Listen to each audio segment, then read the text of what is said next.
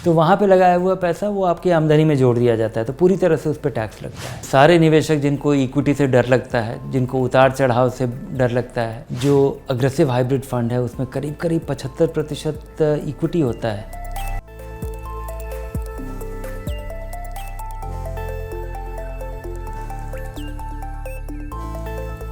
नमस्कार and welcome back to निवेश का बड़ा सवाल। और आज बात करेंगे मल्टी एसेट एलोकेशन फंड की, और इसके बारे में आज आसान भाषा में समझेंगे। मल्टी एसेट एलोकेशन फंड एक हाइब्रिड फंड है जिसमें कम से कम 3 अलग अलग एसेट कैटेगरीज में मिनिमम 10% का निवेश करना होता है। अब जरा ये समझिए कि ये तीनों एसेट कैटेगरीज होती कौन कौन सी हैं। Number 1 equity, number 2 fixed income और नंबर 3 कमोडिटीज।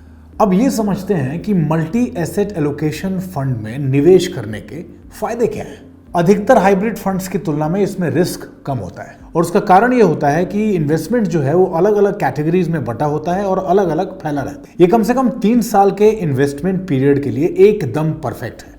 अब across all these asset classes अगर हम इनके एक्सपोजर का एक एवरेज आंकड़ा देखते हैं तो इस साल के 30 जून तक का जो आंकड़ा हमें मिला है उसके हिसाब से इक्विटी में 54%, डेट में 26%, कमोडिटीज में 10% और कैश एंड कैश इक्विवेलेंट्स में 10%।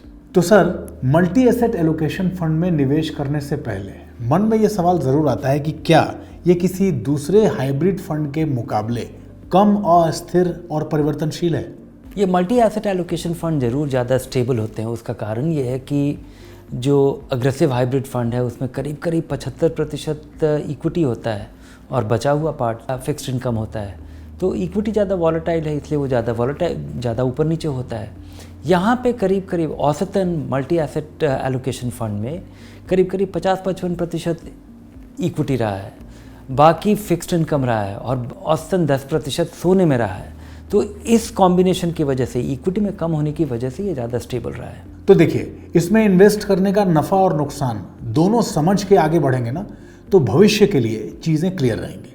देखिए, पहला तो ये कि इन फंड्स में एग्रेसिव हाइब्रिड्स के मुकाबले कम गिरावट आती है, लेकिन साथ ही एग्रेसिव हाइब्रिड्स की तुलना में ये चढ़ता भी कम ही है। तो अब 2 अलग अलग ग्राफिक्स के जरिए समझते हैं इसके वर्स्ट और इसके टॉप परफॉर्मेंसेस के बारे में। तो पहले इसके वर्स्ट 5 1 ईयर फॉल्स को समझते हैं।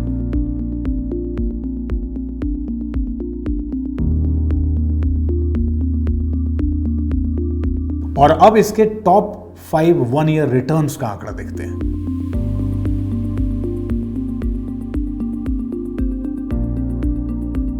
तो सर, अब जरा ये बता दीजिए कि इसमें इन्वेस्ट करने से टैक्स एडवांटेज भी मिलता है क्या?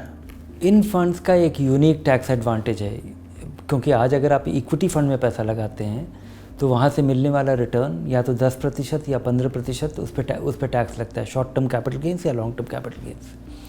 आप डेट फंड में पैसा लगाते हैं या किसी ऐसे फंड में पैसा लगाते हैं जिसमें कि 65% से ज़्यादा डेट में लगा हुआ है, तो वहाँ पे लगाया हुआ पैसा वो आपकी आमदनी में जोड़ दिया जाता है, तो पूरी तरह से उस पर टैक्स लगता है।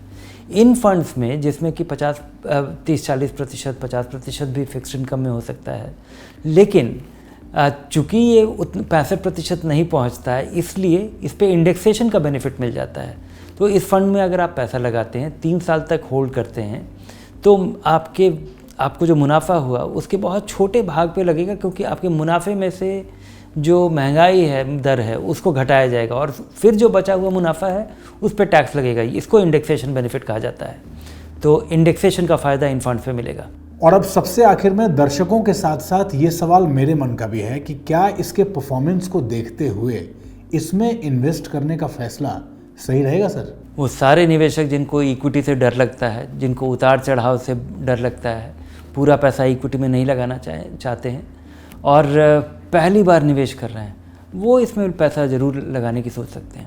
तो भाई, अपने निवेश को लेके आपके मन में कोई भी छोटा या बड़ा सवाल है, उसके जवाब के लिए आप हमारे चैनल धनक को सब्सक्राइब कीजिए।